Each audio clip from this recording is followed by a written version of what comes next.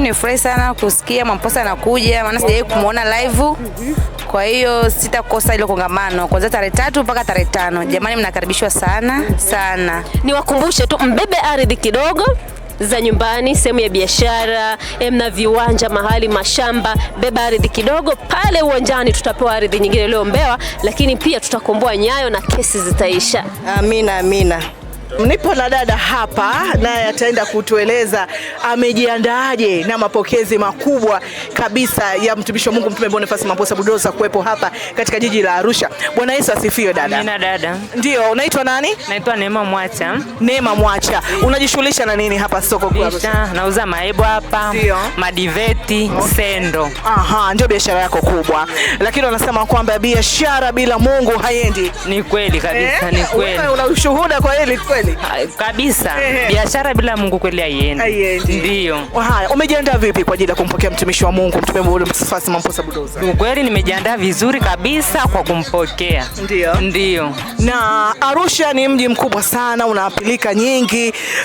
Unazungumziaje katika hali ya kibiashara hapa Arusha? Katika hali ya kibiashara kiukweli sio mbaya sana. Sio mbaya sana. Ndio. Lakini wanasema upako kwanza. Wewe ni upako kwanza. Asante sana.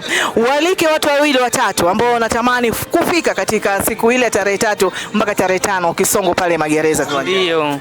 Na walika ndugu zangu wote na wakaribisha jamani, wasisahau kwenda kufika pale wakamsikilize mtume. Amina. Amina. Asante. Naona umebeba tunda la Mbeya hilo. Ndio mami. Hongera sana. Asante. Ni mkazi wa wapi jijini Arusha hapa? Wa kule Naresho. Naresho ndipo unatokea. Lakini biashara zako zote unazungushia hapa. Nazungusha hapa sokoni. Sasa umepata habari za ujio wa mpakwa mafuta? Kabisa. Umezisikia lini? Kabisa. Umezisikia lini? Nimesikia toka siku nyingi. Nilikuwa jamani na mume wangu alikuwa ni mlevi, lakini sasa hivi halewi. Namshukuru Mungu sana. Alikuwa mlevi kwa muda gani? Kwa miaka 2. Sasa ulifanya nini mama hadi akaacha ulevi? Nilikuwa nasikiliza kwenye redio IDFM.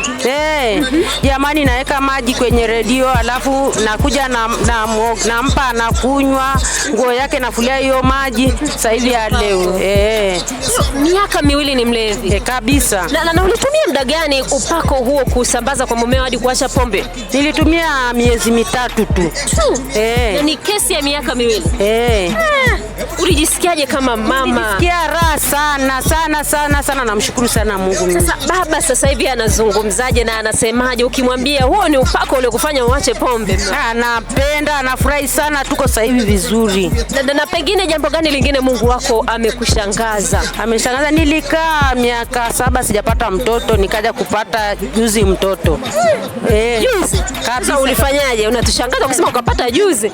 Nilikuja kupata juzi, namshukuru Mungu sana. Ulifanyaje? Nilitumia mafuta na ile maji yake, maji ya upako. Maana nainua mafuta naweka kwenye redio akiwa naomba na mimi naomba, nikatumia, Mungu akanisaidia.